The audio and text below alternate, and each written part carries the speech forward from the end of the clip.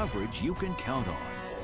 A bill to legalize same-sex marriage in Rhode Island passes the House. Find out why it may be a while now before the Senate takes up the issue. The top legislative leader wants the state to do more to prevent scrap metal theft. Details on what he thinks needs to be done. Plus, southern New England continues coping with frigid temperatures. This morning we'll tell you how much longer this deep freeze is going to be sticking around our area. Good morning. It is Friday, January 25th. I'm Patrick Little. Danielle is off this morning. Michelle is here with more on single-digit temperatures once again to start the day. And I think most of us have had just about enough of this. It's still going to be until Monday before we get our first day above freezing, but it's not going to be as frigid as it was yesterday. Even this morning, we're a few degrees milder. It's a 10-degree starting point in Coventry this morning, 8 Woonsocket and Attleboro, 9 in Charlestown. That's a full 10 degrees warmer than it was yesterday morning at this time.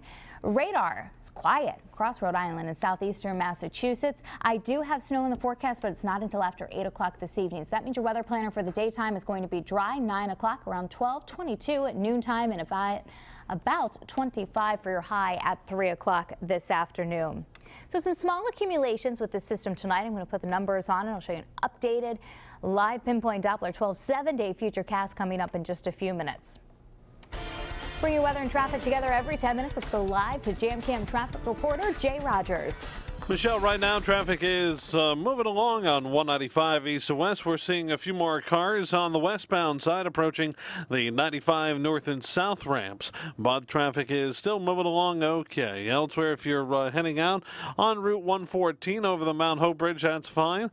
And on Route 114 passing by Roger Williams University, you're moving along at 30 miles an hour. Route 24 over the Sakana River Bridge moving along delay free. 95 here in Pawtucket just over the line from Attleboro, no problems to report. Live with your JamCam traffic, I am Jay Rogers, Eyewitness News. We begin with the latest developments on the fight to legalize same-sex marriage in Rhode Island. House of Representatives passed the bill allowing gay and lesbian couples to wed by an overwhelming majority last night. Final vote 51-19. Supporters say it's time for Rhode Island to embrace marriage equality. I'm really excited about the history that we've made today. I think we really continue to show the momentum that this issue has, not just in Rhode Island, but across the country. House members debated the bill for just 2 hours. Now the bill moves on to the Senate, where it's expected to face much tougher opposition. Eyewitness News reporter Shantae Lands joining us live in the newsroom this morning with more on when the Senate might take up that bill. Patrick, there's no specific timeline, but senators tell us they're in no rush. Senate President Teresa Paiva Weed said it could be months before the Senate takes up the same-sex marriage legislation. Senator Weed has opposed legalizing same-sex marriage in the past. We caught up with her at an economic summit event last night.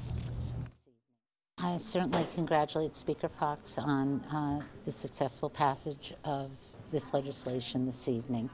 I know that this has been the single most important issue to him this session.